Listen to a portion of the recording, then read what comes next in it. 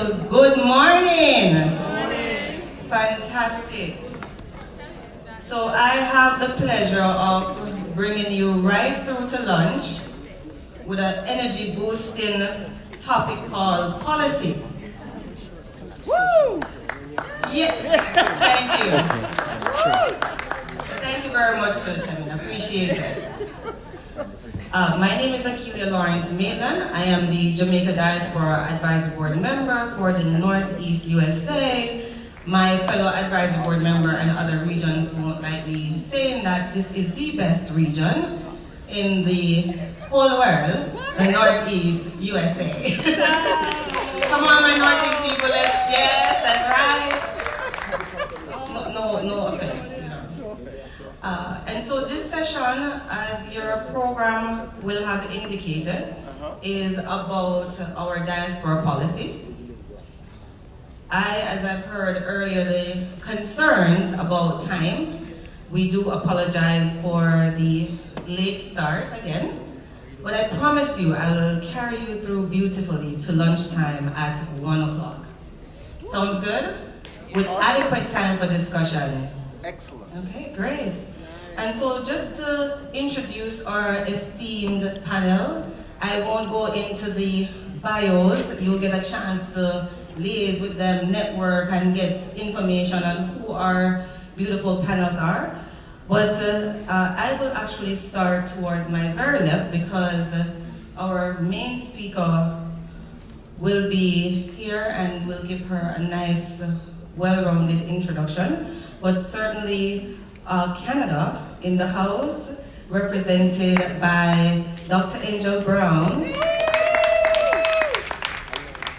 We have Mr. Corey Hyde from the UK, co-founder of Jamin UK and regional director. Where is the posse? Oh, okay, gotcha. They soon come. Oh, there's one and two. And then we have Professor Rain Jarrett.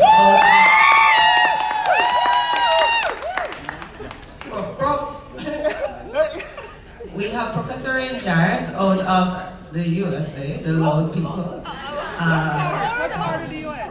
The Northeast USA. South.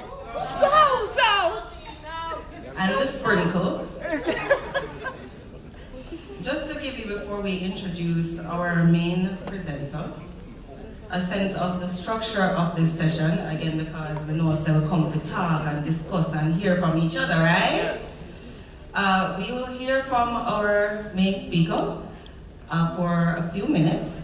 Then we'll move into our panels. They'll give a brief presentation from their perspective, not necessarily a regional, but certainly because of the contributions that they have made towards the policy. And then finally, we are going to break out into a regional caucus. And that regional caucus will be led by our various advisory board members, as well as the support of our panelists. USA will be on my far right. No? Mix it up again? Oh, lo siento. USA will be on my left. Canada will be in the middle, and what am I missing here? UK. No. UK will be on my right. And so I'll introduce each advisory board member who will be leading this process to caucus with you to consensus, so that when we get to our afternoon session, they will be asked to come up and give the regional endorsement based on the consensus. They will know what to do. Of course, part of that is that if you have any key feedback on the policy, they'll be working with you through that in your caucus, with certainly reference from our experts who have helped to develop the policy. Sounds good? All right, great. I asked Minister Johnson how she would like to be introduced, and she said the lady you all know. You have been hearing her many times throughout our conference, but Senator Kamina Johnson-Smith, certainly it has been a pleasure working with you. You have led us to this point in the policy, And so certainly want to move it to cabinet after today, right? No more long talking. Yes, so that we can institutionalize our diaspora work. And so I do want to welcome to the podium Minister Kamina Johnson-Smith to give a presentation on the policy and our institutional way forward to the later session for endorsement, right? So this is you really make sure you get folks hyped and ready. So please help me welcome Minister Kamina Johnson-Smith.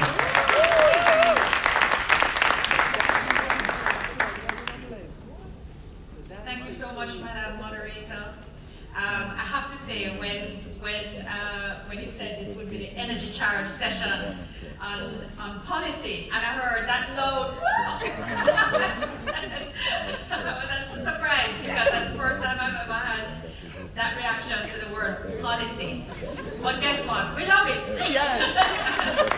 And there is reason to be hyped. There is reason to be excited because how long have we all been working in different capacities, at different stages, at different times, in different places, on getting us to having a national diaspora policy?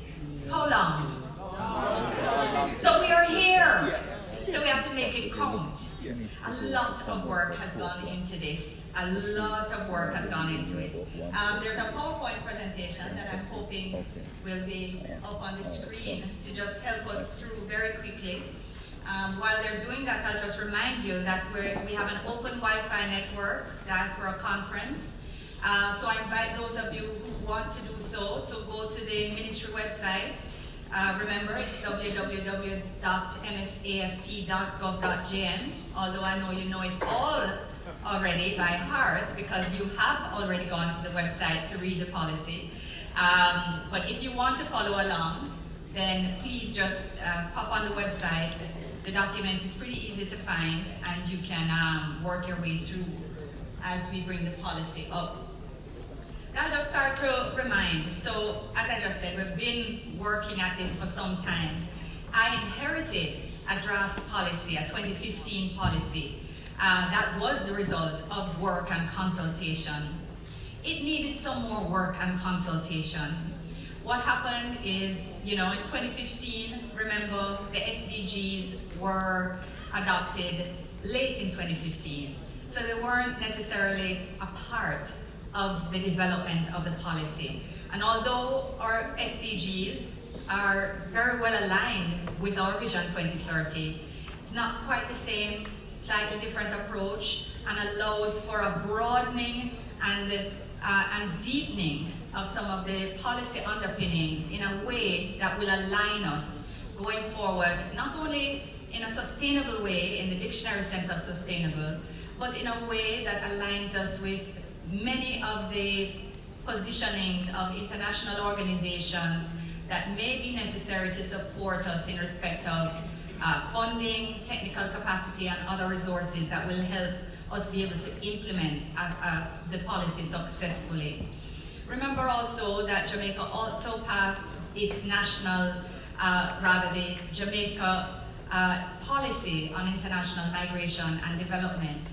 And that policy, it was done in conjunction with the International Organization on Migration, which deals with diaspora and development as a fundamental part of migration. So it's a complementary policy, and that has been, got you, thank you. So there's, so that had broadened as well the underpinning thinking in the policy. We had the call to action issued by the Economic Growth Council that was appointed by Prime Minister Holness. Engagement with the diaspora and leveraging the diaspora was one of the 8 calls to action that they issued, so that was considered as well. And then, of course, most fundamentally, there were other suggestions made by the diaspora, members of the diaspora that were incorporated. And then we consulted on that updated draft. And that took us to March 2019, where we published on the website the working document, the draft national policy that was now reviewed with all of these wonderful other underpinnings. for deeper consideration. They were sent out by email lists within our missions, sent out into the diaspora, posted on the website, and we also, of course, had set up an email, diasporapolicy@mfaft.gov.gm, which allowed absolutely anybody, whether you're Jamaican or in the diaspora. We really mostly got feedback from members of the diaspora who wanted to contribute, give feedback. We also did our focus groups, as you know, our representatives here. 2 of them were in focus groups. Angel, you weren't in the focus group, but you made significant submissions as well, as several of which were taken on board and are part of the product that we have before us. So we had multi-leveled layers of consultation. And even then, there was deeper discussion with the diaspora advisory board members who had discussions as well. So again, this is part of a truly inclusive process which has taken us to this national draft, or rather draft national diaspora policy.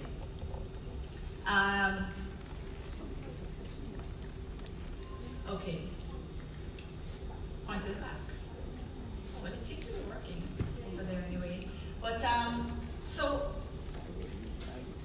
here we are. The policy is intended, of course, to provide a foundational institutional framework for engagement. Right now, while we speak about mainstreaming of diaspora engagement and diaspora policy, diaspora investment, etc., while we speak about it, and while administratively it has been done to an extent, there is no institutional framework within the Jamaican policy framework. So the intention is now to embed it, to make sure that it's there in a formal sense, which again will lead to its sustainability.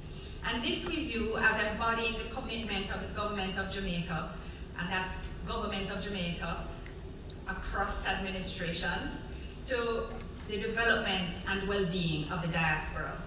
And fundamentally, all of this is geared towards achieving Jamaica's Vision 2030. So across the world, wherever there have been diaspora movements, the focus, the unifying element, notwithstanding any differences of view or the general, heterogeneous nature of the diaspora.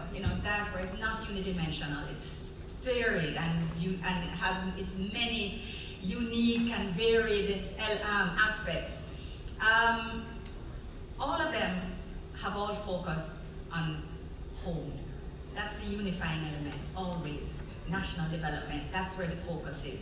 The difference between someone who's just moved abroad and someone who's, connecting.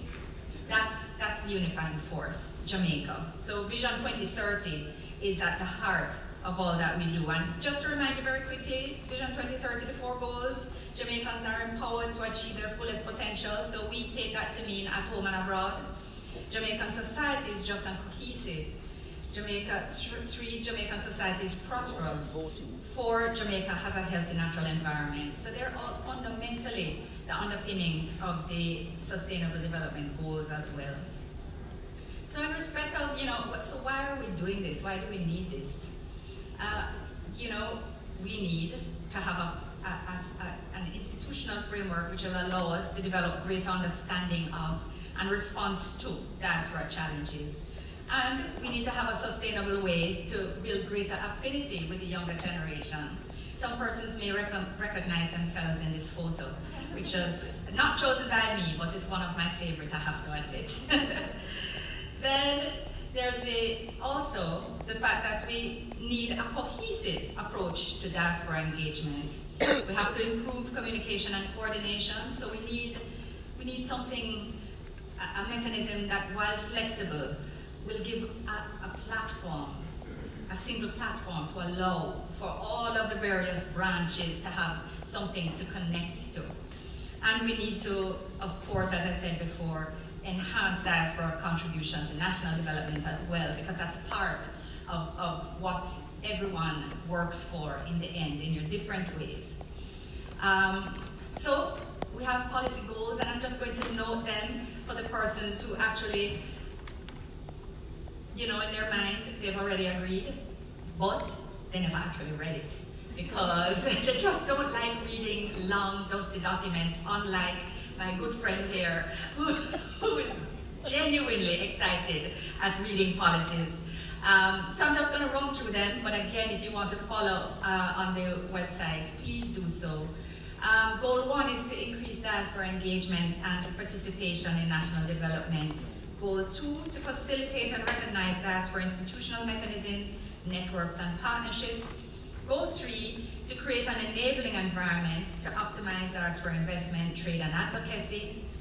Goal 4, to promote research and measurement of diaspora contributions to development. I know we had an amazing presentation yesterday based on diaspora research, so we have to leverage that as well as we go forward. Goal 5, to enhance service delivery to diaspora populations. How can we do better through our missions and through networks that we can create and leverage in our missions? Goal 6, to promote human capital exchanges, return and integration of diaspora populations. Of course, return and integration is more deeply dealt with under the migration policy, because that's actually more specifically geared at the return element. But Goal 7, to promote the well-being of members of the diaspora and Jamaican communities at home and abroad. And 8, to promote specific programs and activities for engagement of youth and young people. And this is, of course, embedding the fact that we do need a sustainable mechanism or mechanisms to accomplish Goal 8. And as you all know, we've already started this, or young people have started this, because they have been working on the Youth Council.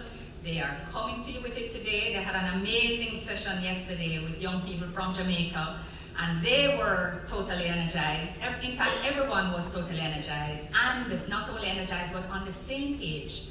And what I was saying, what was so great about their session, I had to leave security for a part of it to go, was that there was this deep understanding that connecting would make it work. There was initial apprehension, I believe, on the youth side that, you know, the Jamaican side would feel like, well, you guys are not really Jamaican, why do you keep insisting that you are? And the Jamaican side had a little bit of apprehension, thinking, you know, diaspora, they kind of think they're all that, and really, Jamaica is where it's at. So, but guess what? That's the best thing about coming together. They're totally on the same page, that they're better together, that working together, they'll do more, and they're connected. So, I mean, I'm glad that you all are as excited as I am about the council work, because, and I'm sure they'll share from the floor, but I know there were future leaders who were the start of all of this, and they didn't have the institutional continuity, and they've offered their help and support already, but they,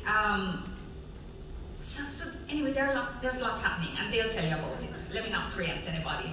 Hopefully I haven't done that already. But we have guiding principles as well that are part of the policy framework. And again, just a quick slide. It's mutuality, you know, dealing with each other, respect for human rights, fundamental equity, trusted partnership. So, you know, we're working together. We are one people at the heart of everything we do. Patriotism. We love Jamaica, we just do. And in fact, I'm a little traumatized that I forgot my PIN, but I'm under pressure, so you forgive me. The inclusive, sorry, my eyes, or my age. Inclusive participation, and it's purple. Wait, wrong shade of purple today. Gender equity, I can't because of here, it's not the angle, but gender equity must be a part of all that we do. That's right. We hold up half of the sky, so we must work together. Partnership, always another aspect of partnership. Evidence-based approach. So not only how we feel, but what we think, and what does the science say, what does research say about what we need to do.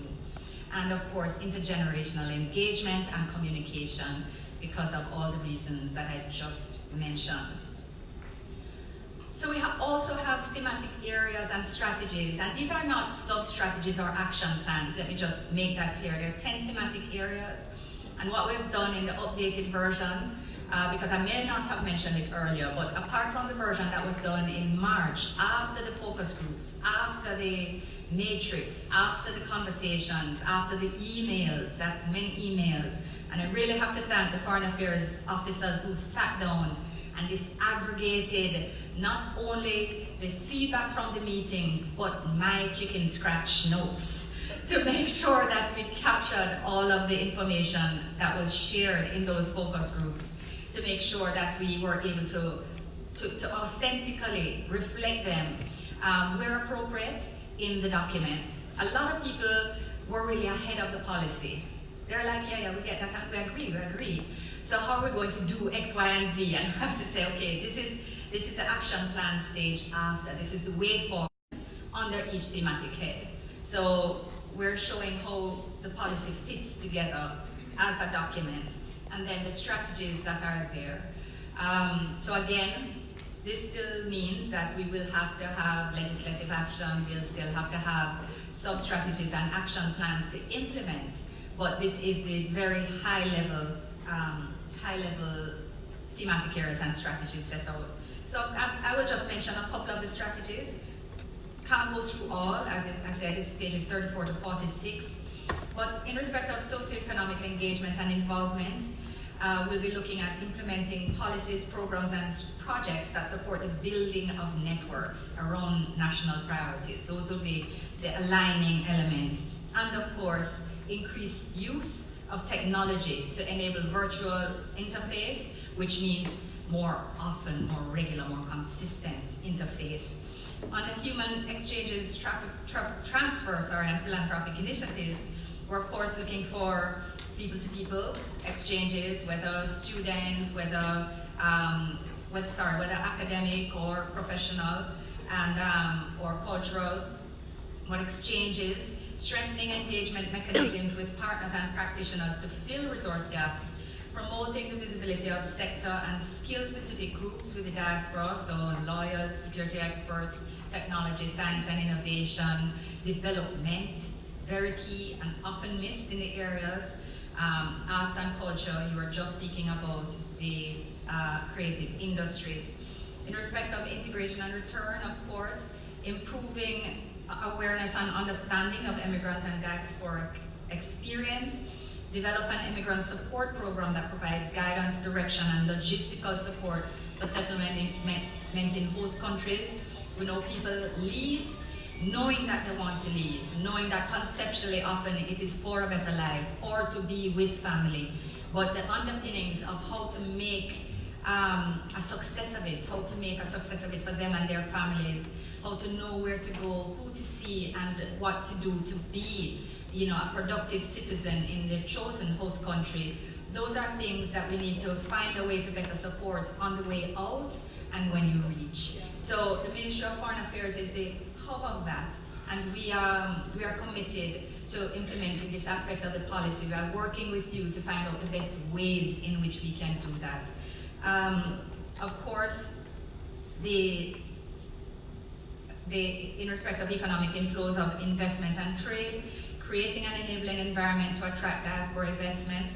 After the economic growth panel that we had the other day, everybody was saying, but how do we get all of this information out? How do we get it out regularly? Apart from people coming to do road shows and speaking, and when I come and have my town hall meetings, how else can we more consistently do this? So we have to look at technology and social media for that.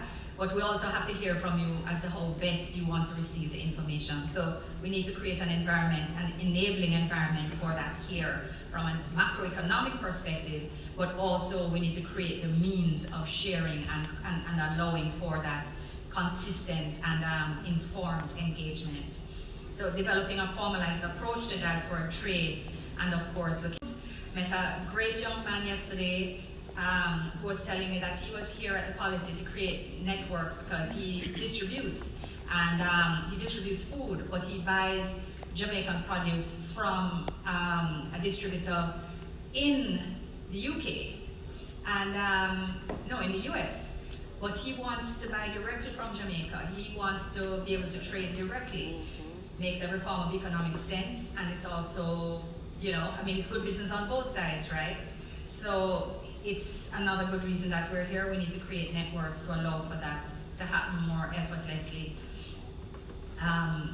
data and information, special programs focused on youth, right, and young people, tourism and exchanges. Those are matters on which we have had discussions earlier. So I won't digress into the youth again because then I get excited and go longer than I should. We'll go to safety and security. Sorry, I think something just happened there. Here we go, right? And governance, so in respect of the first, supporting crime prevention and reduction initiatives established by members of the diaspora through partnerships with key professionals, establishing public education programs on security issues to assist members of the diaspora with their resettlement in Jamaica. Of course, you know that's already started with the task force here, and they have their own booklet. We have to work out how to get some of that information out better. We know that there's a vetting process that's now offered by the constabulary force. So when you move back and you're hiring people to do things, that you don't just assume that the nearest person that offers a service is actually a safe and good and well-intentioned person, that you can actually ask the police to help you vet and see if this is somebody with who you should have in your house, quite fundamentally. So this is one of the really practical ways that we've been able to say, this is how we are going to help you when you come home. So policy implementation will be led by the ministry. Again, this is best practice, how it has been implemented and allowed to grow across the world, the diaspora movements, because it does require some cohesion and some centralization. It's not at the elimination or even slight exclusion of the other half, the diaspora. But while allowing, and this is what the policy seeks to do, to allow and to facilitate diaspora-led movements, organizations, institutions, arrangements, agencies, to allow for a connection and a cohesion with home.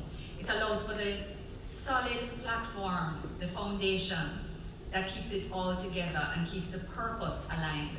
So we would continue to lead policy implementation with the support of the Planning Institute of Jamaica, which is of course geared for that kind of work. The National Working Group on International Migration and Development, again, they are essential, and they are aligned with and monitor closely and plugged into the International Organization of Migration and their networks. So we hope to be able to get good support from that element, as well as, of course, Diaspora Advisory Board, or successor body, which may be, and we are hopeful that it will be, the Council on Endorsement by this August conference. So, I mean, let's go into that very briefly. The expansion of the Diaspora Advisory Board is what's being proposed in respect of this Global Jamaica Diaspora Council. Some of you may recall or may have recognized that the terms of reference of the Diaspora Advisory Board had been updated after significant work and consultation with the board about how things work and the clarity, things that had been unclear for years and had caused concerns and challenges and sometimes dissonance and fracture. How do we solve those things with clear terms of reference? So we had posted new terms of reference on the website. They are still there. We use those as the base to build out a draft terms of reference for the Global Jamaica Diaspora Council. And essentially, also, one of the issues that it will tackle is the number of hands to do the work. It is proposed to increase membership to 28 members, and the sense is that there would be 14 elected by the diaspora and 14 appointed by the minister responsible for diaspora affairs. Now the 14, as I indicated, the 14 include an increased number of youth members. As I stated in my opening, in respect of the 14 to be appointed, 6 would be pulled from Africa, Asia, and the Pacific, Caribbean, Europe, Latin America, and the Middle East. in order to ensure that there is, again, an institutional means of growing and expanding our engagement with the diaspora beyond the traditional areas. So because they are not organized in the way that the key diaspora areas have become over the years, the intention is to appoint persons who have come forward. Some have small organizations, you wouldn't quite be ready to run elections or anything like that, but they have persons who are willing to do the work. And if we connect with the council members, with the experienced council members, we feel that that will be the most sustainable way to be able to build out the diaspora and build out persons who are connected with and knowing how to connect with Jamaica.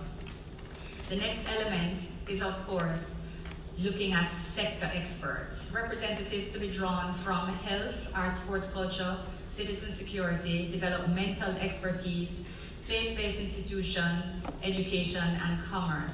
And we're noting here that one of the elements that came up in focus groups was that there wasn't a reflection of participation of faith-based institutions.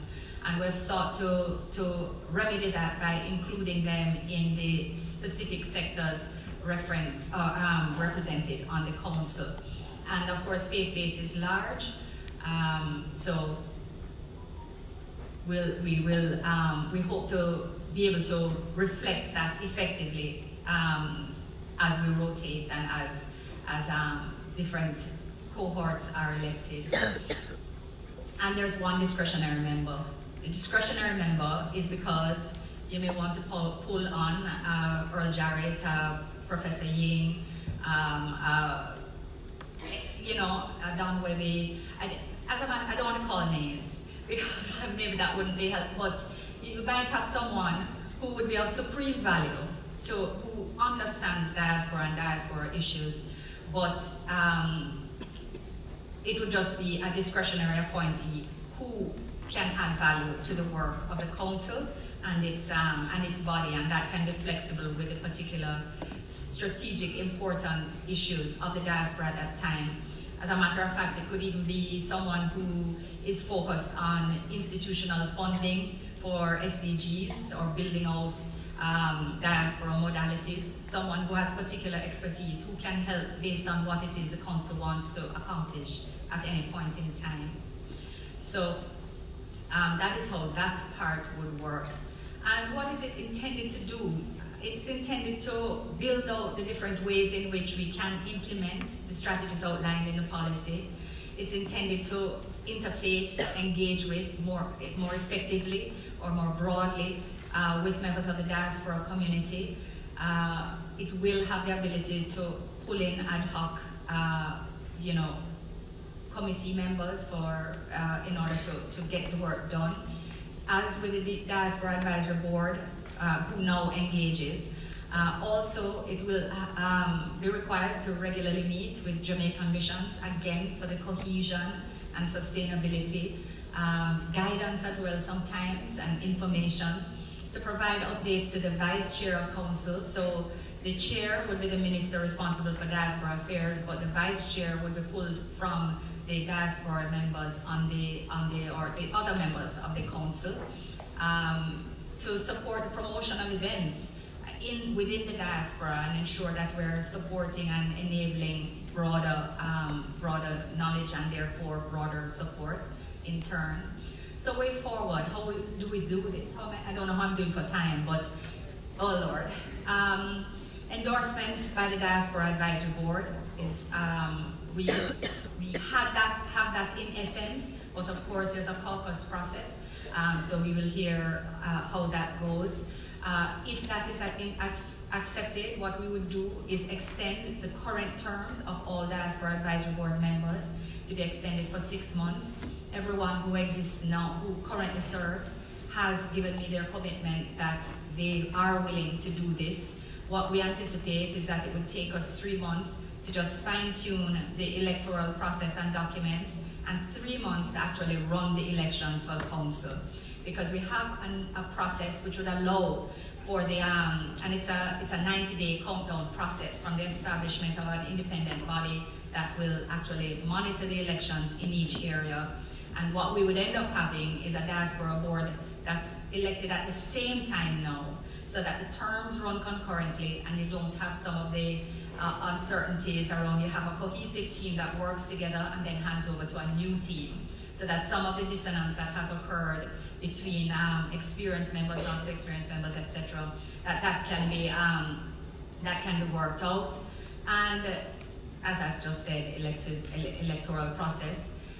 All of that will be posted on the ministry website and of course within the on the mission websites and Facebook page, so that so that persons would be able to become aware and know what they want to do if they want to run, what it is they can expect when they're running, what it is that the process will look like, so it's entirely transparent and understood, and people can be held accountable for the process that's been set out.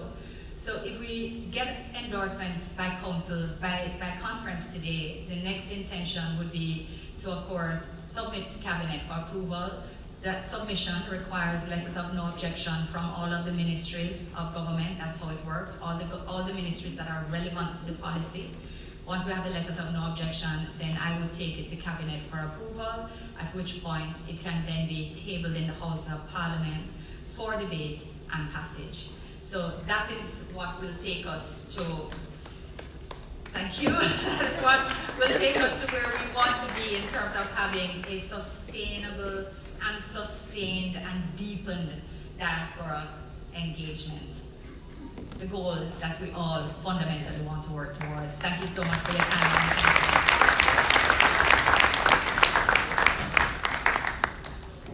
Now, as Minister mentioned, we know that probably 3/4 of the room didn't read the policy. So I think she did a fantastic job in going through an 80-page document, including glossary. And so without further ado, one of the things that's in the policies around gender equity, and we have seen a couple of the panels where it seemed like a bull dance. And some people wonder, bull dance, what is that? And I'm surprised my elders did not know that. But it's a bunch of men on a panel, right? But we are pleased as we move towards endorsement that we're beginning to reflect what this is all about, and then want to invite Dr. Angel Brown to our female on our panel of Corey. We know you got the men, right? So well represented. I want to invite Dr. Brown to come and give her response coming out of the Canadian region. Please, come in, welcome. Wow, lively group, loving it. Thank you and good morning. Good morning. Thank you for inviting me to be part of the process. So sorry. I did not warn Minister, so I didn't want to interrupt her as she speaks. But I am doing my timing. And so if you see me gently come beside our panelists, I know they won't feel no way to help keep them on target. Thank you.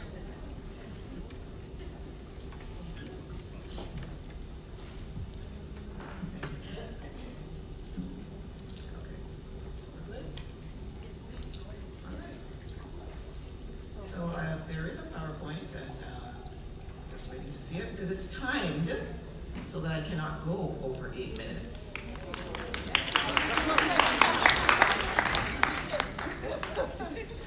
So my process typically involves talking about what I'm going to do, and then hopefully I do it, and then I can summarize what I did. And my approach to looking at the national diaspora policy process has been to seek ways that I could become involved. And when I see policies and documents on websites, and particularly the Ministry of Foreign Affairs and Foreign Trade, my process has been to try and read it for myself, understand it. I consult with people that I know and ask for their input, and then I try to provide feedback when it's requested, and sometimes even when it's not. So that's my process. Sorry, and that's my clicker. Okay, whether the PowerPoint comes up or not, I don't want to go over the time. So one of the things that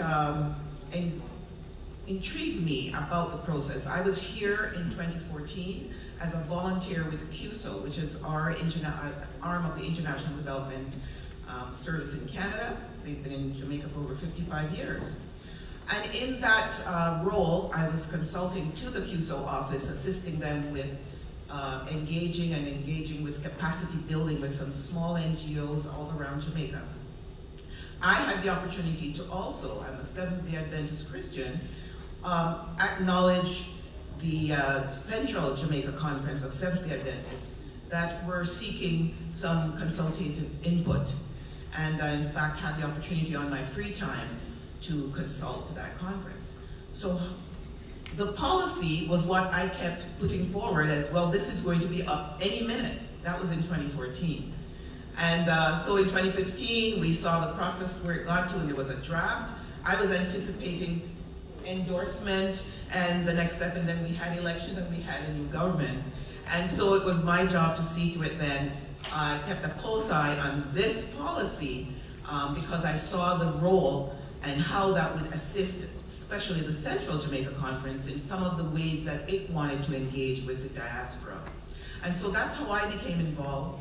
And I wanted to see and track ways in which, especially faith-based institutions, who often feel that they train all the Jamaicans that have gone abroad and are seeking ways for them to re-engage and to, in fact, help to support a lot of the social enterprise and social development that is taking place in our communities.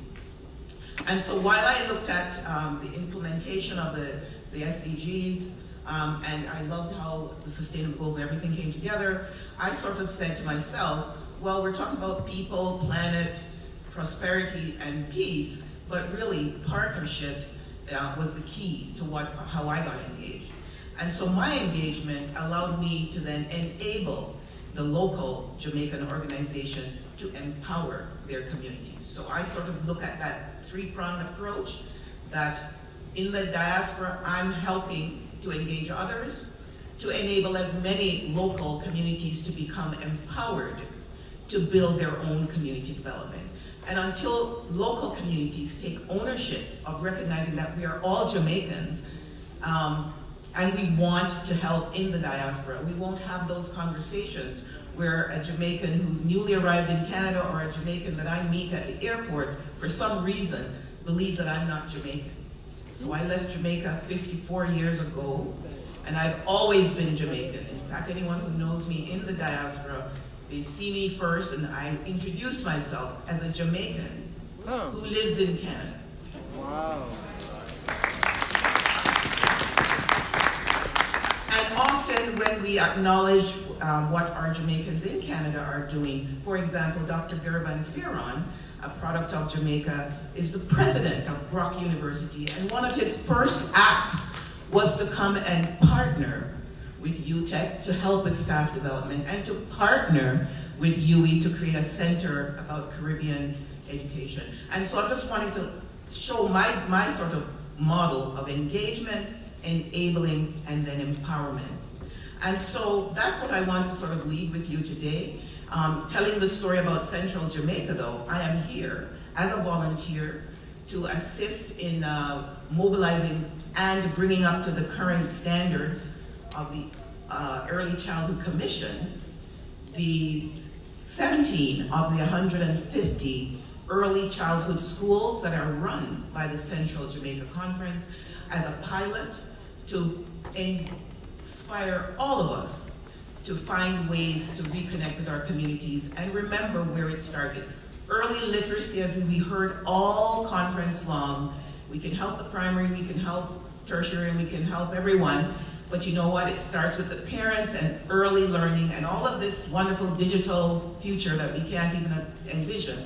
We need to start doing it in early childhood education. And so that's one of the things that I'll be engaged with. And when I finish with that, I'll be on my way to St. Elizabeth to build an early childhood school next week. So I'm encouraging you all that if you haven't yet chosen an activity for the Diaspora Day of Service, we have a tour bus. Please sign up so I know what size bus to get. And come and look at some of the work that's happening in our early childhood schools close by in St. Catherine and join me continuing to engage, enable, and empower. Thank you. I think she deserves a bigger clap than that. Just for a very specific reason for me though, is that she's 2 minutes early. So, with that being said, as you heard from Dr. Brown, the work continues. The policy doesn't do away with the work, it institutionalizes the work, right? And so your work continues. It's about how do we make sure that it's a part of our institutional structure. So thank you, Dr. Brown, for that wonderful presentation. And our only male on the panel, Mr. Corey Hyde. Is that your presentation? Thankfully. You see, there is a conspiracy. But please, come on up, Mr. Hyde. Please help me welcome Mr. Corey Hyde of Jamaica, UK, Europe, US. Talk about making a policy exciting. Here's your clicker, and please be reminded I'll come beside you. We have a few more minutes. Hello!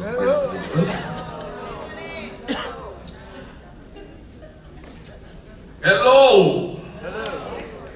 1 minute. 1 minute gone already, don't it? No, the great thing about it is that we're here and we're talking policy, something that has been on the table for a couple of years, and you asked for it.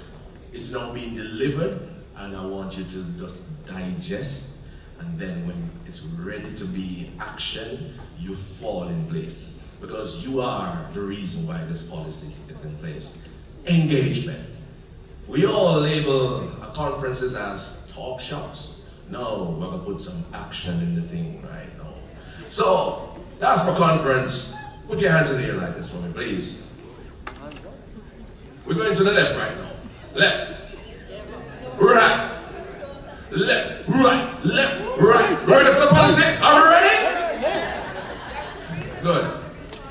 Now, the strategic value of the Jamaican diaspora, and my focus is on the UK, of course, because we did the legwork there. It's quite enticing when you hear persons speak about what is important to them in the diaspora. Export of non-traditional foods, for what? But underpinned by what? On the health and wellness. So you feel good when you get your Jamaican food, you're connected. So we create the e-commerce for the importation of that. So we stimulate the young entrepreneurs and those who are established in the market to make sure that we have the products. So the policy also speaks to the opportunity of that. So you won't be left out. Philanthropy, giving forward. We all do it. But guess what? Underpinned by nostalgia and heritage. And of course, we've got the businesses that the setup has got a little bit of change for the corporate social responsibility. Of course, giving back. We're not going to leave that. That's for saving an investment potential is there in the policy, right? So what we're doing here is a wealth creation. And we have the financial institutions that are established in the diaspora, driving you, telling you to put down your little one, your 1 penny, your £1, your dollars. There, JNB, NCB. They're all over the place. Wealth creation for sustainability. Approximately 2,500 new accounts are opened each year. When you think about the amount of savings and investment opportunity and potential from 2,500 new accounts, especially those who are fresh out of university or still in university. I'm talking about the young ones who have got their student loans, and I'm not ashamed to talk about the student loans, that Tanisha, they don't know what to do with it. Jamaica is ripe for that investment. Stimulating that, the property acquisition. Of course, remittances, financially and intellectually. We're talking to everybody, and this is where the knowledge base is important. Diaspora tourism, but sustainability. Policy, I went through the policy. Yeah. And running through the policy is how to sustain whatever you're engaged in. So, Programs will be promoted through the presentation of the sustainable goals. You know them, they have been laid out, and I'm not going through all the thematic areas, but guess what? With greater focus on poverty reduction, you see where socio-economic engagement and involvement makes sense. And if you're thinking that you're reducing poverty in Jamaica, this is the area you need to look at to say, look, we want to create this very nice environment for us to do business, live. And guess what? Somebody said in the conference, die in peace in Jamaica. And you know what? That's for tourism and cultural exchanges and inclusion, and a pluralized inclusions. Because guess what? Health and wellness is now gone over to the sport thing, and you see Jamaica moves, UK. And you hear Minister Tupton speak about how the UK has adopted the initiative and you're running with it. Of course, Canada, you're coming. New York, you're coming. And guess what? We have our Olympic kayaker here who's our ambassador who's rowing around the world, sitting with us from the UK, with Jamaica Moves UK. Those are pillars from the thematic areas that we have to look at. And through the caucus, the breakout sessions, we are going to ratify this policy and move it to Parliament quickly. Safety and security. Resocialization, guess what? The old ways of doing things, you know, and it was said that you're only a mad person if you do the same thing and expect a different result. So resocialization is quite important. Now, legislative and policy reform, everybody is talking about, in the United Kingdom, we're governed by the Queen, and you know, it's very hard to come to Jamaica and we still be saluting the Queen, and we are being very diplomatic as we speak about that because it's a burning issue and it can become a barrier or a challenge to pushing the policy forward. But guess what? Persons have their standards, their values, and they would like to uphold that, and it's called integrity. So the conversation through the policy stream would allow much of that. Data and information, distribution, but guess what? You know what? The key cultural challenges informing the thematic areas of the policy, nostalgia versus heritage. The generational stigma. Guess what? You're from the first generation, you don't know how to use Twitter. You don't know. But teach me that. And that's where the connectivity comes in. So the revision of the contribution context of the first generation who went there versus the third generation who say, yes, I will support you. Competence is very key in this instance. Growing intellectual warfare, yes, it's happening. Knowledge, ability. How much you know about Jamaica? I can tell you when I used to walk from here to there, but guess what? But do you know what is trending? What are the investment opportunities? So you need to have that. Oh, you used to walk through Mandeville, you walk down St. Anne, St. Thomas, but what are the trending opportunities for investment? And that's where the generations will have that discussion. So mama, I will give you some money. I may not come to Jamaica, I have that strong affinity, but I'm gonna help you set up in Jamaica because you love it like that. I will fund you, angel investors, right? Venture capitalists. That's the landscape that this policy speaks to. How will the policy be delivered in the United Kingdom? Of course, the councils. Voting from sectorial committees representing health and wellness, education, tourism, all the sectors, of course. But elected roles from qualified professionals. Come to the podium, present your manifesto. What are we supporting? That's what we're building. We're building integrity. Encourage collaboration. Philanthropy, most definitely. Too much fragmentation and overlapping. This policy speaks to that and create relevance because of the concept that will be engaged for your benefit. Health and wellness. I spoke about that, social security, justice, the reform, energy investment, on renewable energy. You've been here at a conference, you've heard it. On real estate. And come hug them. So no, I don't have much more time. But real estate is a big, big thing. Don't move. investment, rent, that's his vacation home. I have friends who have 10 homes.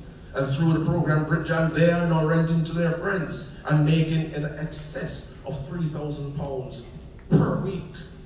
Yeah, hold my money down. And that's it.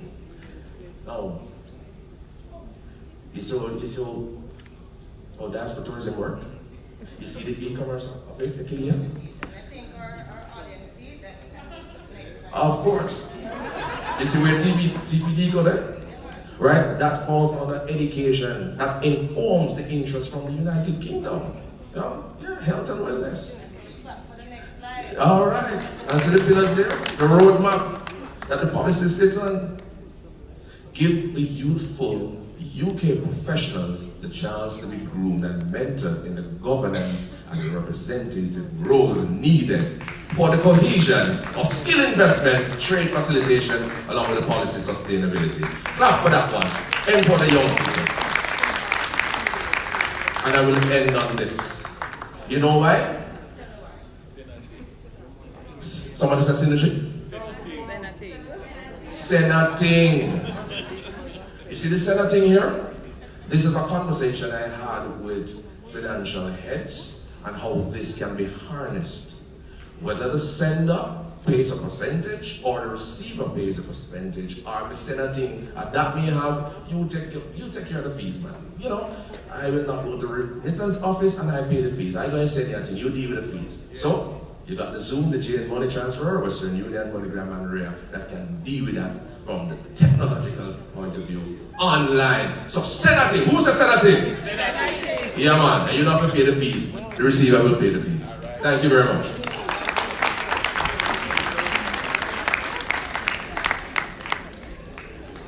Sending you back to your seats.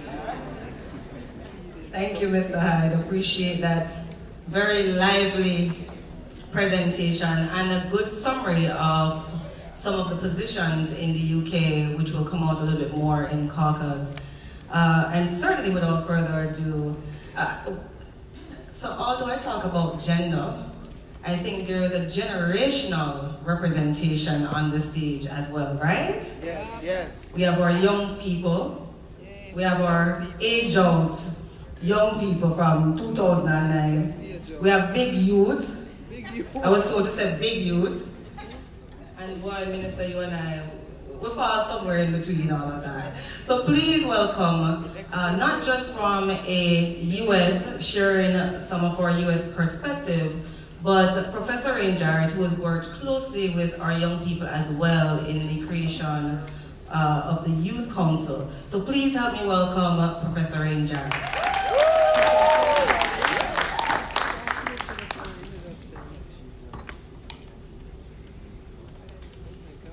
My fellow Jamaicans, good afternoon. Good afternoon.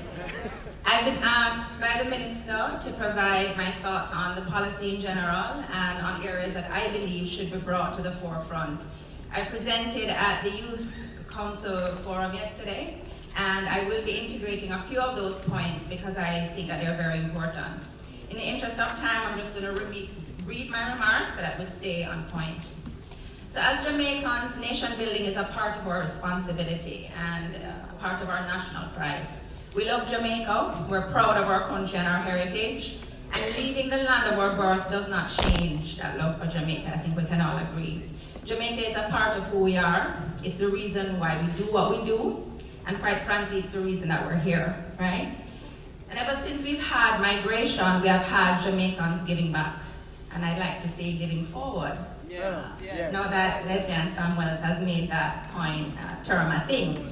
One of the objectives of this conference is to define the ways in which we can work together to prepare for the changes in the future and to build the Jamaica that we want to see. And this national diaspora policy is one of those mechanisms to achieve this objective.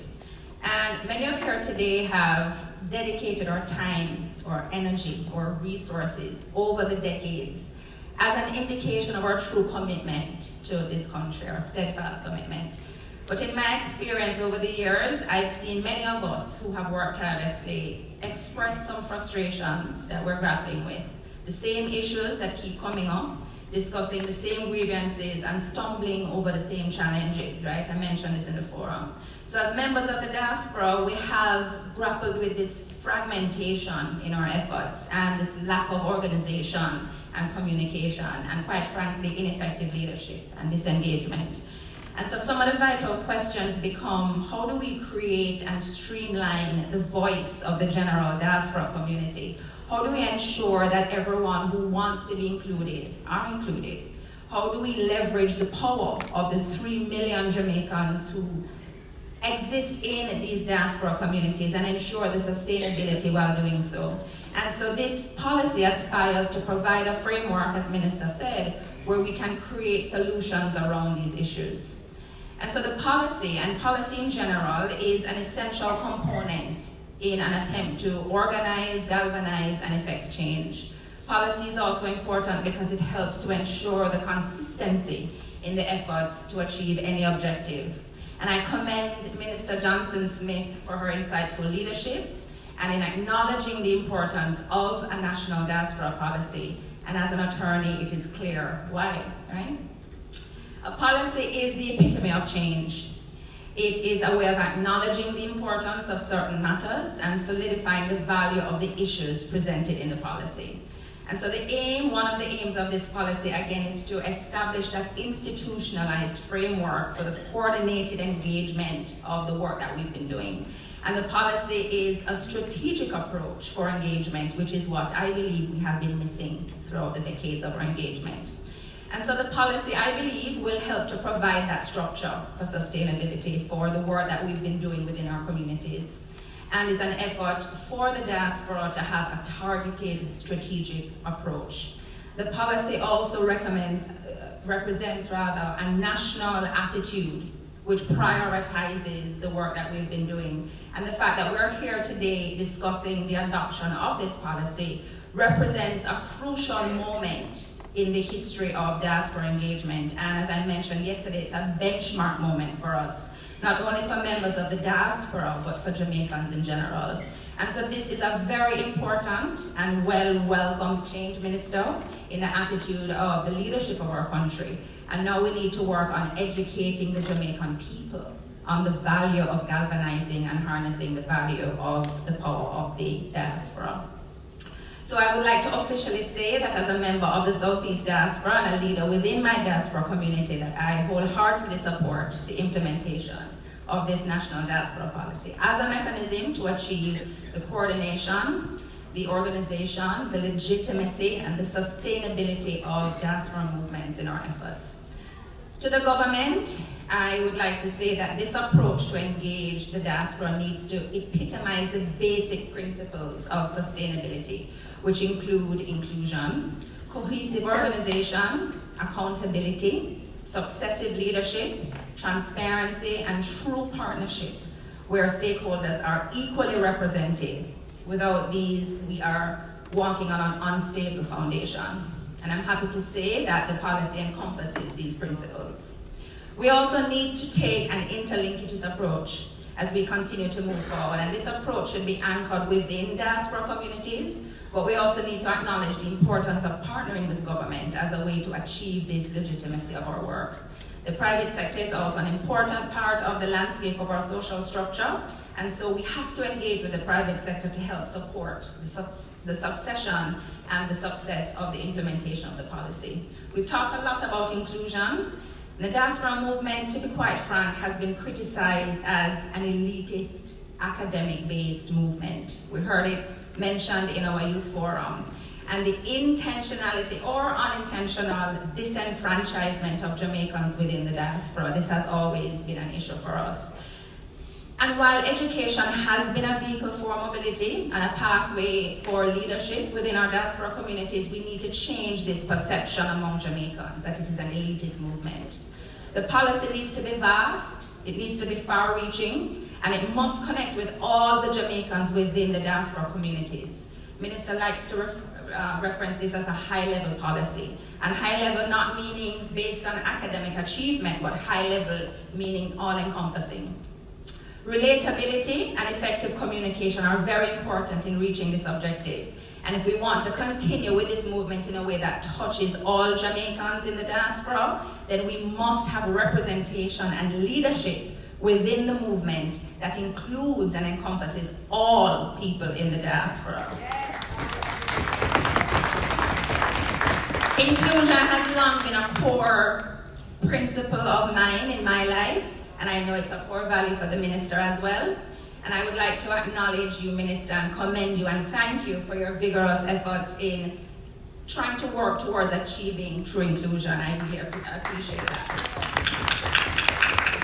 I'd like to implore the members of the government and members of the diaspora, my colleagues and friends, to make inclusion a priority, and also to make it a priority to include and engage all the members within your communities who have typically been disengaged. The engagement of historical disenfranchised groups like the youth, ensuring that youth development and involvement continues to be a national priority.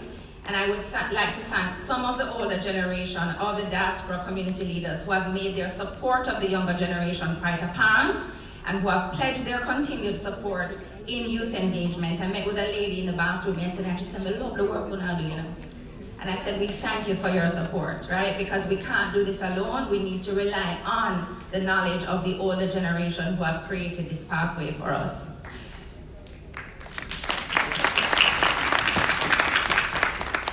Youth representation, development, and engagement has become a focus for Jamaica and is a vital component of achieving this sustainable development. And I must say, I believe it's a new attitude, to be honest, and a new mindset among some of our local and global leaders. We've talked about the fact that the UN and the government of Jamaica have acknowledged the importance of youth engagement for achieving our goals, and this is a crucial moment for us as we look forward to continuing to mobilize, to organize, and empower the diaspora with a focus of the youth.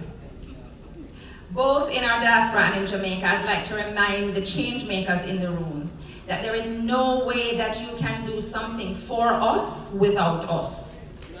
Right? The youth and other members of the diaspora need to continue to be involved in matters of our health, of leadership, of education, and strategies for engagement. And I applaud the leadership for inviting us to have a seat at the table. And I'm optimistic, Minister, that this will be the beginning of conversations of a different tone. Communication and promotion of the national diaspora policy will be crucial in achieving this inclusion. A gripe, again, often felt by members of the diaspora. So I implore the government to meet members of the diaspora where we are. Use strategies of engagement that are effective in reaching the diversity of our members.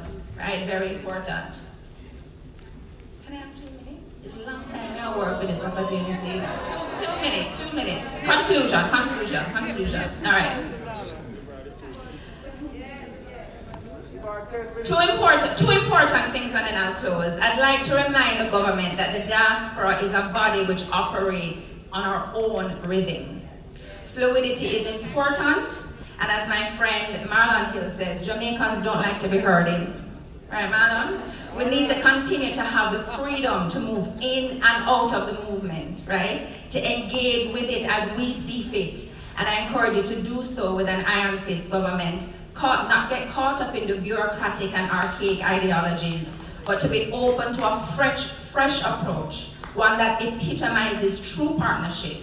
Engaging with members of the diaspora, we must continue to have a seat at the table. Last thing, and then I'll lead. To my fellow members of the diaspora, the policy has been described as a strategic partnership to ensure that diaspora is empowered to reach our fullest potential. And I hope, with the hope and intention, that as a body we will continue to organize, we will be more intentional and more effective in our efforts to continue to give back. But let me remind you that policy is simply a framework. We still have the power to decide what our efforts and our contributions look like to Jamaica. Thank you. In closing, I press upon the importance of organization, again through partnerships with the stakeholders of the policy, effective communications and leadership. These will be key in achieving the objectives of the policy and maintaining and ensuring the success and sustainability of the diaspora movement in general. With these components as a priority, we can continue to focus on multiple social issues and do so in a productive, accountable, and sustainable way. If we're able to achieve this, then we can truly create a global community, one of inclusion, one of a borderless community for all people who identify as Jamaicans, and we can say that we have achieved something that we have never achieved before. Thank you so much.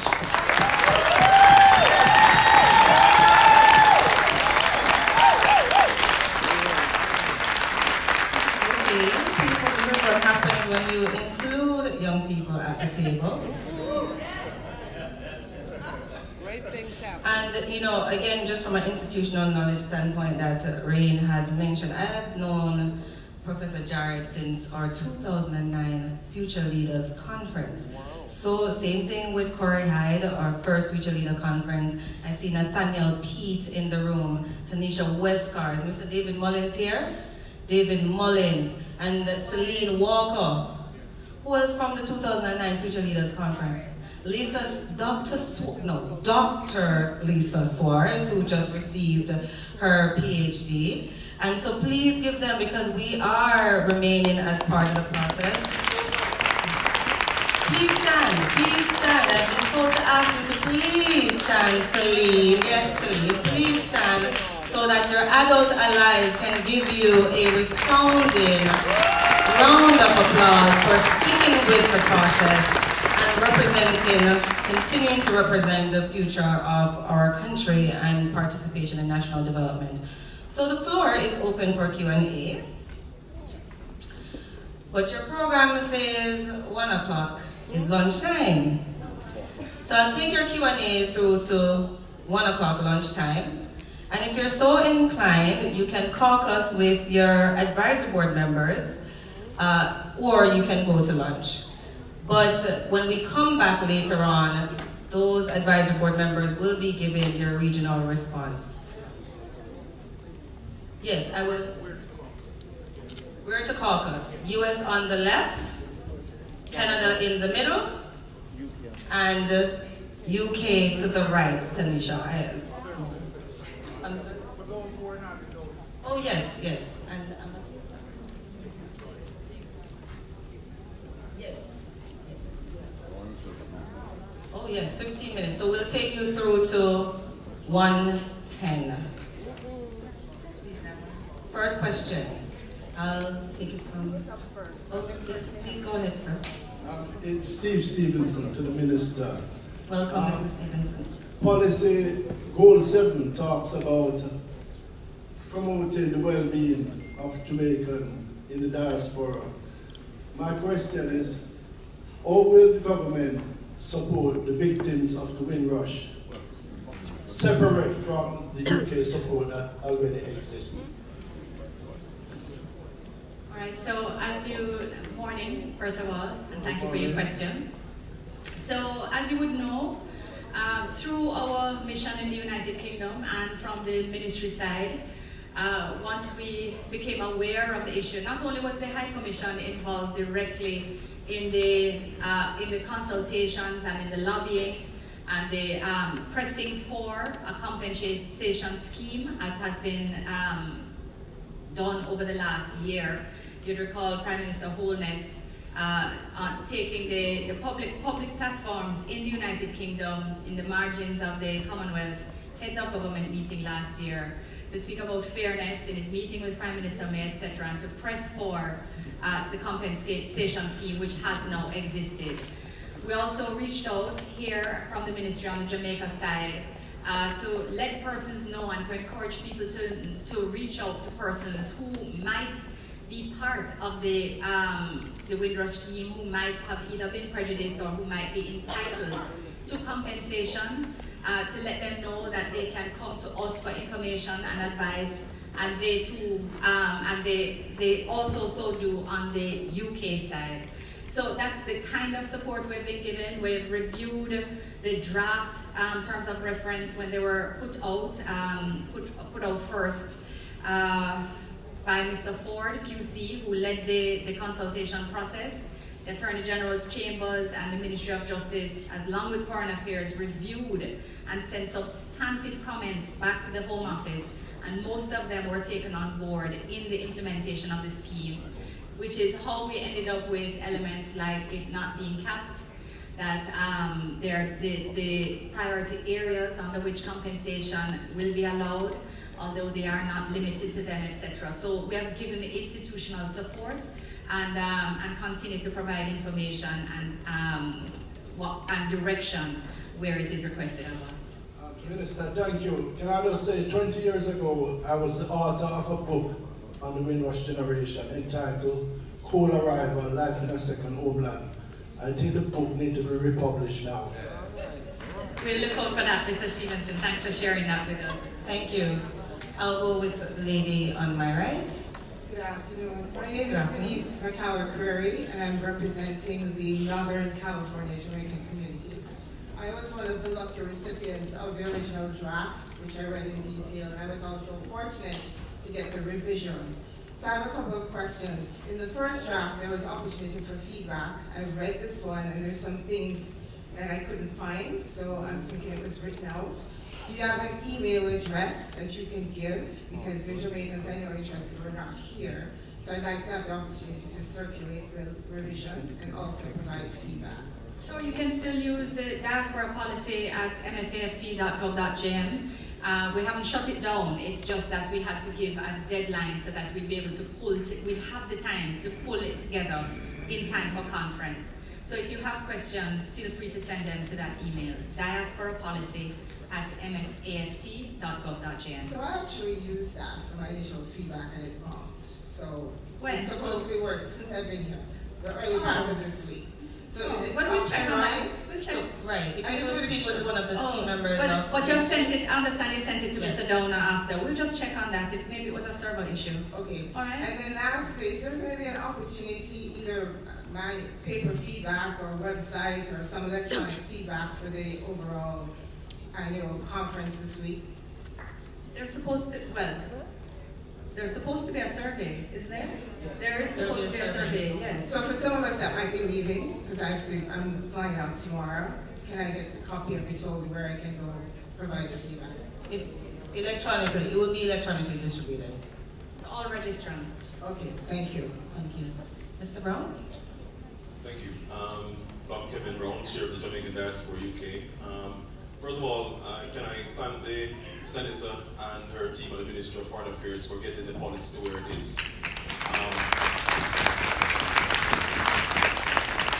It has been long awaited, and we welcome the consultation opportunity that we had in the UK, and the Jamaican Diaspora UK and other stakeholders participated in that process, and we welcome the revised version that we're discussing today. But Minister, there are still a few concerns that I'd like to highlight. The policy is certainly high level, but of course at some point after ratification it has to be implemented. We believe that the implementation process should be based around the establishment of an executive diaspora, a diaspora executive agency. You mentioned a diaspora coordinating board, and there'll be a global diaspora council. We welcome these bodies, but these bodies cannot be responsible for the day-to-day operations in terms of diaspora issues that need to be tackled. The Diaspora Affairs Department in the Ministry of Foreign Affairs and Foreign Trade is 5 employees. They cannot handle the complex issues that the diaspora need to be dealt with. So we are asking for the establishment of a diaspora executive agency. It's not new because it's quite typical of the Jamaican government to operationalize their policies through executive agencies or authority bodies. And we believe the time is now right for the diaspora to have its own executive agency.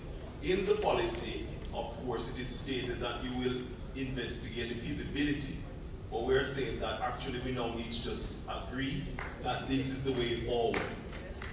The diaspora is a body of 3 million people, and we have many issues that need to be dealt with through. Mr. Brown, would you like Minister to respond? Because we have several persons. Please. Right, okay. Thank you. Quickly, you may have noticed that although we enjoy the conferences and we understand the importance of the conference as an engagement forum. It is not in the policy. And we think that this biennial conference should be in the policy as a primary body for the government to engage with. So we have the conference response as well as the agency.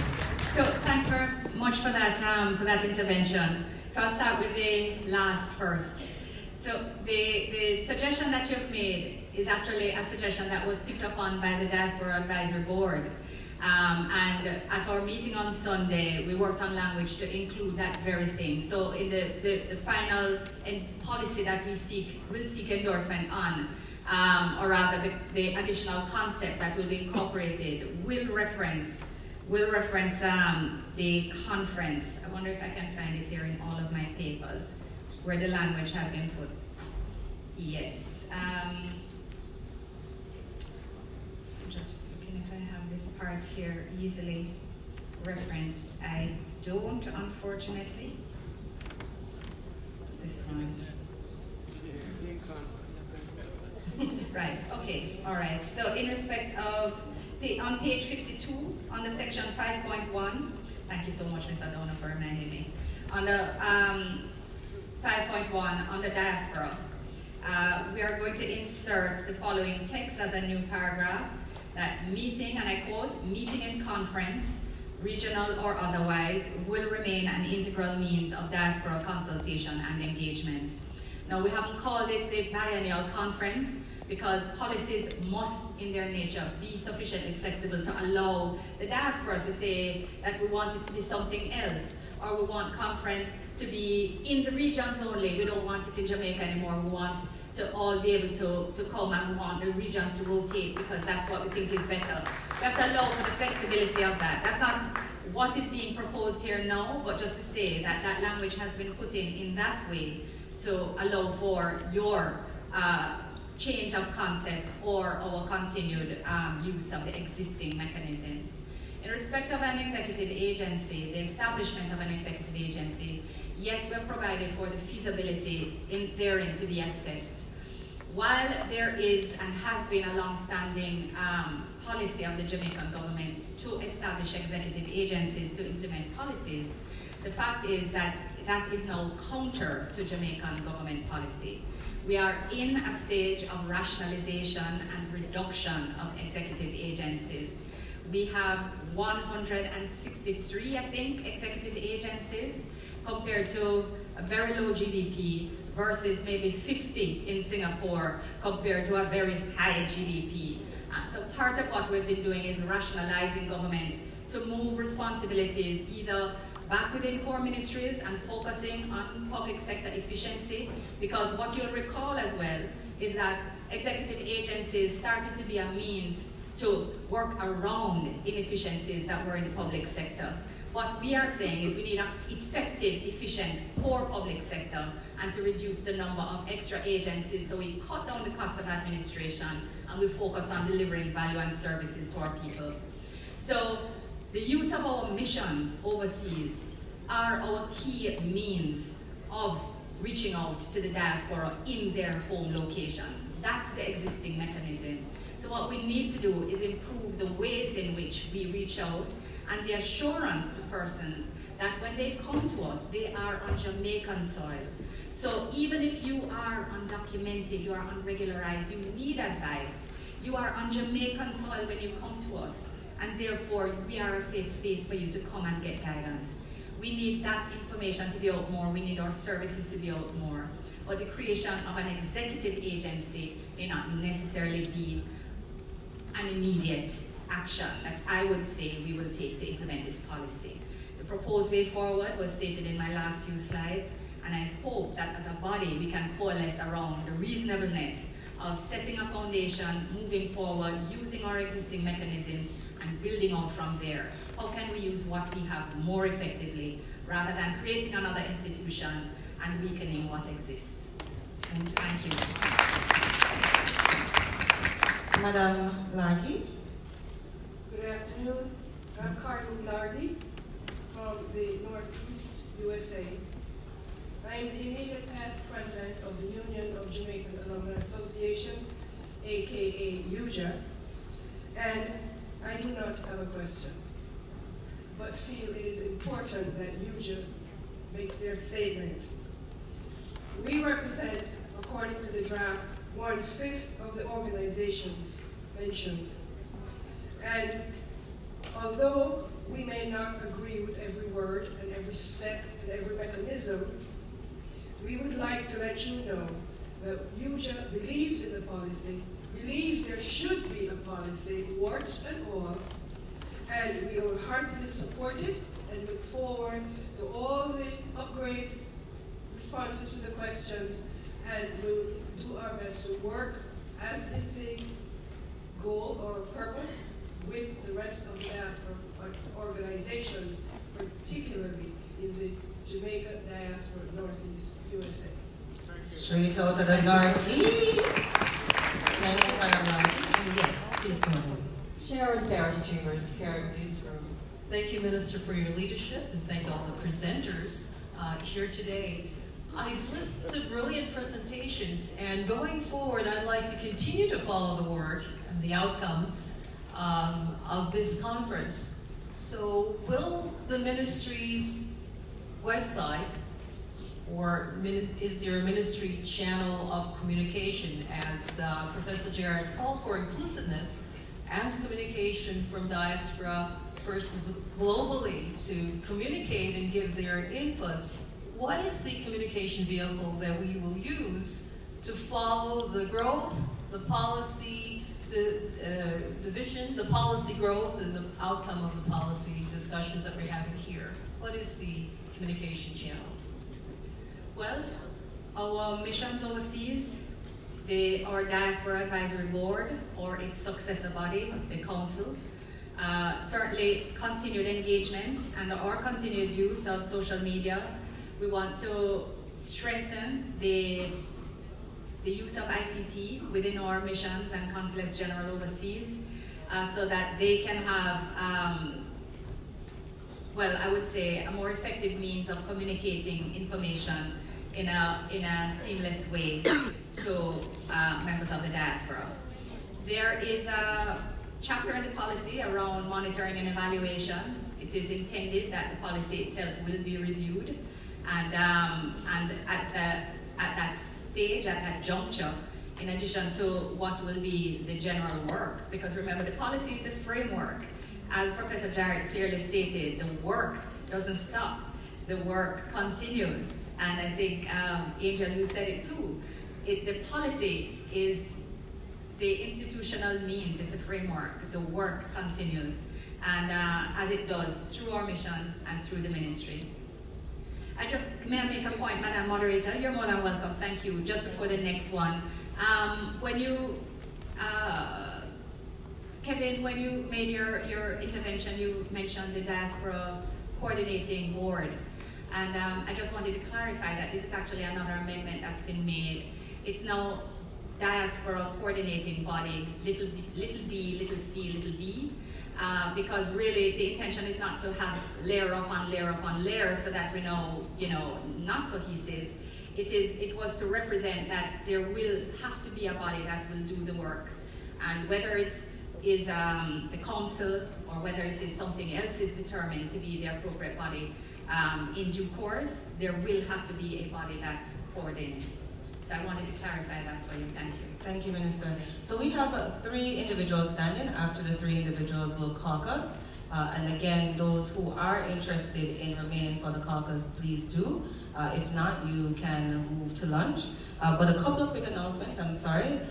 Someone left a camera in the caucus room 2. If you left your camera in caucus room 2, it's in the lost and found box in the Secretariat, the registration area. And I'll go to the gentleman standing to my right. Yes. Good afternoon. Good afternoon. Well, the rhetoric sounds good as far as policy is concerned, but the next thing is implementing it. And I noticed that, well, first of all, our greatest resource now is $1 trillion resource, which is ganja. That isn't even mentioned. It's looked over, and so on. The research and development alone from ganja but because of the slowness of the bureaucracy, you can't get to it in publishing scientific papers, etc., is $1 billion US, right? And so on. And of course, right here are the people who can make the difference. They are the cash cow, the diaspora. And nothing is being done or said, like they are just here to be fleeced. I'm Barrington Brown, tax financial consultant, United States. Thank you. Thank you, Mr. Brown. Before you respond, Dr. Elaine Bryan. Dr. Elaine Bryan, if you're in the room, your ride is here to Parliament. Please, if you could go to the front. Thank you. Right, Mr. Brown, thank you very much for your intervention.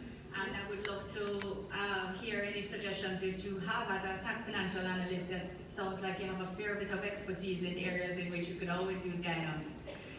The matter of naming any particular commodity, whether cannabis or castor oil, has not actually been undertaken in the policy, because the aim is to ensure that its provisions are so broad that they really work with the flexibility of what is the now.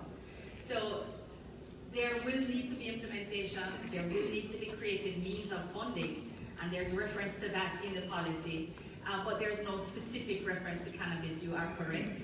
And that's not due to inadvertence, it is that we have not addressed the specifics of that nature in the policy. But I want to thank you for raising it. Again, it is an issue. I don't consider the diaspora a cash cow, by the way.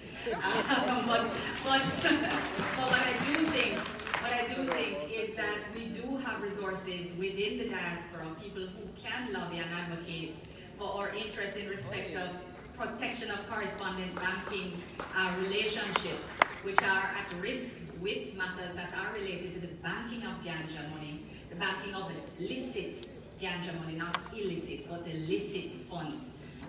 There are mechanisms that we need to work on to allow for that. And certainly speaking to experts in finance like yourself would always be very welcome. So thank you very much for having raised the issue. Thank you. Mr. Gordon? Okay, I'm Leo Gilling here. Good afternoon, everybody. I want everyone to know that the policy is a very important document. It's something that we've been wanting for many years. When I used to come here to do medical missions, people used to give us pushbacks, say, you know, we don't know you who got you on our show off. I just show off on our show off. We gotta come from foreign, right? And because the government, when you get pushbacks from the government, it's because they don't have something in the Constitution that says diaspora engagement, the diaspora exists. That's what this policy is. And I figured that this would be a precursor to a law that becomes an amendment type of document in the Constitution to recognize diaspora. That's what this is about. Am I right, Minister? Something like that. Yes? Is that the question, Mr. Is that the question? All right. Constitutional amendment today, All right, that's all right. But what this is, it's a recognition of the diaspora. Now, I want to let you know that I support this 100%. There are little bits and pieces that I have a little bit of problem with here and there, right? I know that the ministry has held the diaspora hands for a long time. Wayne, don't tell her to cut your throat. I'm here. And so what I would like to know is if once we have an election, if the ministry will appoint our representatives, and if the election is invalidated by the appointment, because if you appoint someone, you become an advisor to the minister. So the person who voted you in the office, how are they going to be represented? That's what I'm talking about. So when you put the council together, I would prefer to know that the consul general and the ambassador facilitate an election that the diaspora does by itself. Okay, And not the ministry creating a body that says we are who the ministry is. There's an answer to that question, and I want to get you to that answer. Yes, absolutely. Go ahead, Minister. So absolutely. We're not changing that. That is, that's one half of the equation. That's how it's intended to be. There is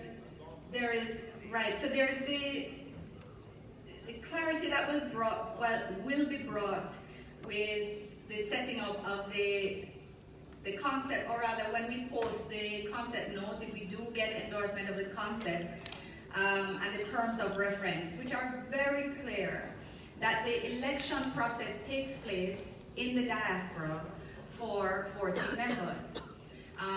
In fact, that's why we had proposed, and I stated it in my opening this morning, that the intention would be to have the diaspora, the elected diaspora advisory board members stay on for 6 months to finalize an election process which would take place over the next 3 months to ensure that we have a fully constituted body of elected members.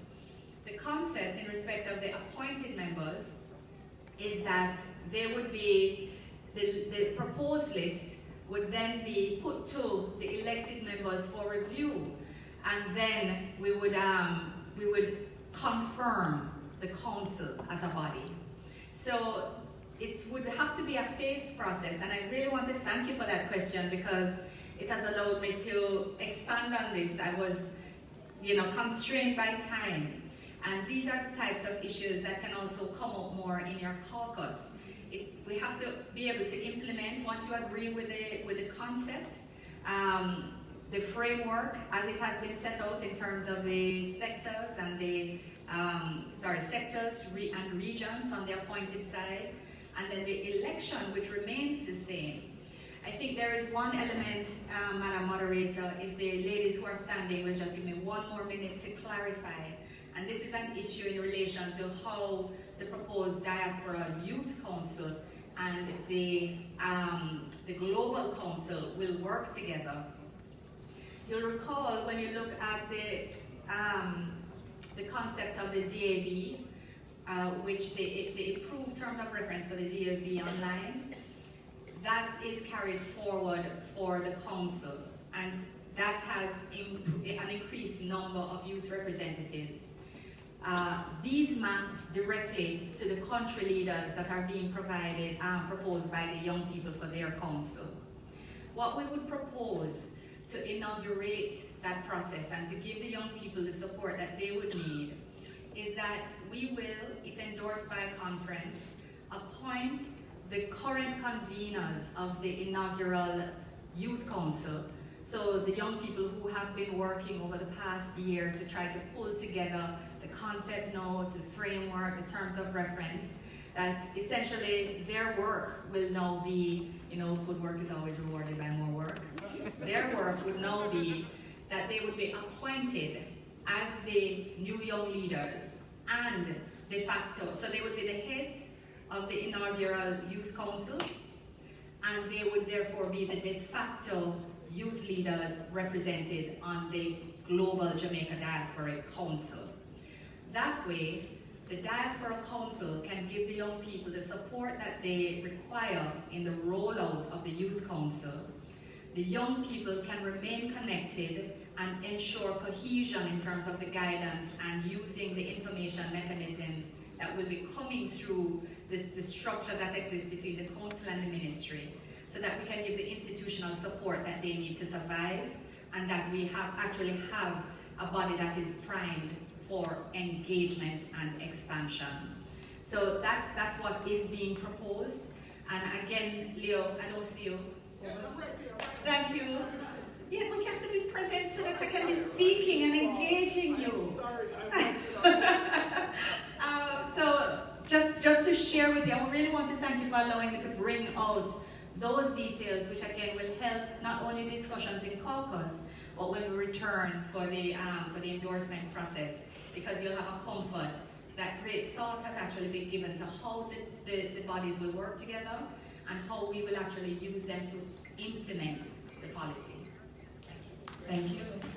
So no more appointments of elected officials being proposed, Mr. Green. You're welcome. And I must apologize, but I have to exercise discipline and allow just the young lady on my right to ask her question, and you can flesh out your responses in caucus. Please go ahead. Okay, good afternoon again, Marie Kelly. I wanted to, the minister mentioned in her comments that the council offices in Diaspora would be one of the agencies that would be used to implement some of these policies. Now, I want to bring to your attention, or maybe a question, what are the checks and balances for some of these council offices? Because over the years, we have known council offices to be MIA, to be not about representing the people and not be able to be found when they're needed. And so I wanted to suggest that there be a little bit more stringent maybe guidelines or oversight of some of these council offices that do not serve the community that they have pledged to support. So in terms of bringing up, in terms of implementing the policies, if we don't have effective representation in these council offices, that the policy becomes null and void. We are not able to implement if we're dependent on them. The second thing is that I really want to endorse Leo's point about being careful about going into an appointment phase. I completely support the young people in all their work and all that's said about that. But we have to be very careful because the Diaspora body, it should be an organically developed body that really represents the people who want them to represent them. And that is really, really critical in terms of making sure that we do not reach a point where people are appointed by people who know their friends, who know whomever, and that there are people in the diaspora who are very qualified, who do not have an opportunity because they are not in a particular circle. Thank you, appreciate that. And so I want to make sure that that is very clear, and from the applause I can see that there are many of my colleagues in the room and that I've spoken to who are very concerned about that direction. So let's just exercise caution in going there. Thank you. Agreed, absolutely agreed. I think if you've been to any of the town halls at which I've spoken, you know that one of the things that I've always spoken about in terms of expansion and democratization of our processes, I believe firmly that we should, for example, why I always say everything should be online. It's so that you don't need to know somebody. You shouldn't have to know who to call to get the right information or to know how to make an investment. The information must be there for everybody who needs it. And this is a fundamental that I speak about for absolutely everything. Absolutely. The issue with the young people is that they need a mechanism to allow them to start to do the work. They need a formal framework to allow them to start to do the work. And then they will be able to have elections thereafter. To think that that process will happen organically would be to condemn it to death before it even starts. It would never get off the ground. Because you have to have a framework and people will do the work to start, to set up the systems. And that's why that's there. In respect of the other matters, similarly, with the other regions, as I explained earlier, they're not sufficiently organized to start, but we need them at the table. You know, we have organizations that are fledgling organizations in Japan, in China, in Dubai. We have them in the Caribbean, in different islands. And we have them in Europe. There are people who want to serve, who want to be recognized, but they really are not able to pull together a mechanism that will allow them to be quote-unquote representative. Do we condemn them and say if they can't organically organize an election, then we don't want you at the table? We think that if we're going to expand, then we need a framework that will allow persons to legitimately come forward to the table. And because the ministry is the central point and the driver of engagement, totally objectively and without ill intent. These are the mechanisms that can practically allow us to work and expand, and that is the spirit behind the process that has been put forward.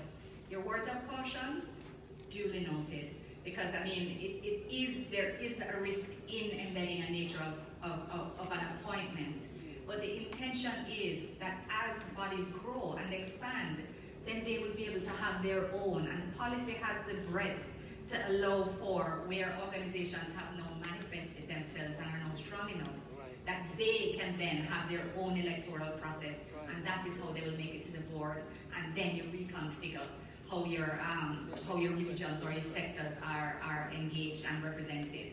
So the intention is to make sure that there's sufficient foundation to allow for all who want to participate and who can and who want to deepen and expand to be able to. That's the intention.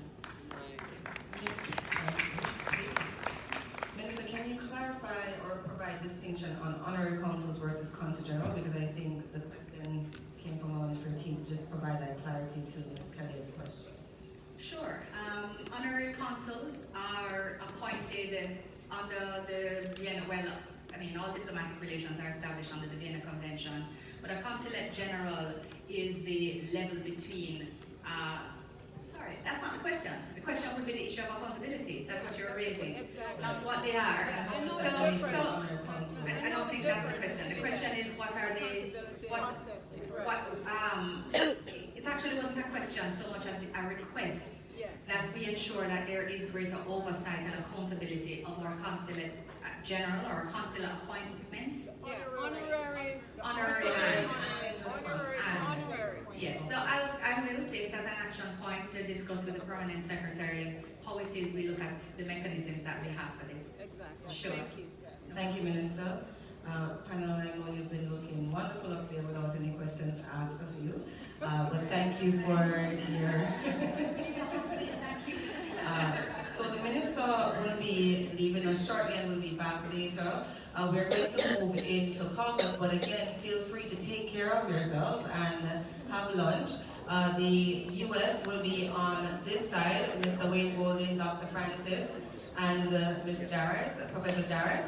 The UK on my right, UK, represented by Ms. Tanisha Westcar, Mr. Corey Hyde, Mr. Brown, if you can support on the caucus in the UK, and Canada in the middle with event. Yes, absolutely. So please, if you can give our panel, the party leaders, Minister is getting out of here, please give our esteemed panel a round of applause. I think they energize what policy making is like, and so let's give them that energy making clap.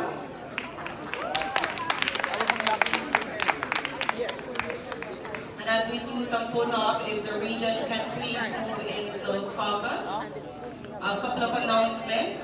Please be reminded of the day of service. There's a day of service kiosk and register. Please visit. We have some refreshing and exciting community service activities, so please do check them out. And if you're interested in the Kingston City tour, please do sign up at the Jamaica National booth.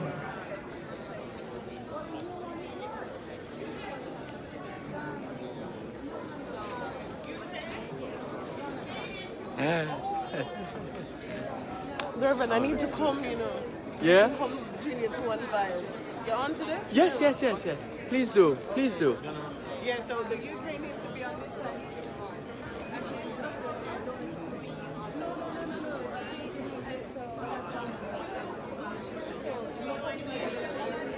Miss Largate. Oh.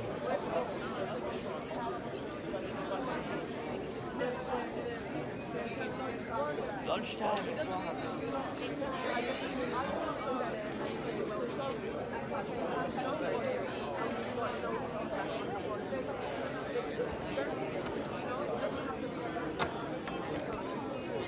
Hold on, I'll get it. I'll get it. For a second. Dermot, are we coming back in the studio? Are we coming back in the studio? I think so, yes.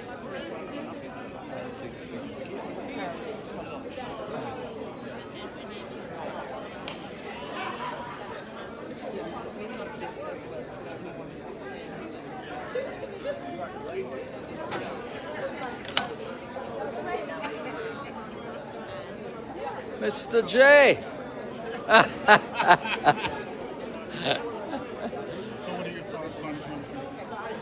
love the energy. It's almost like, you know, people are saying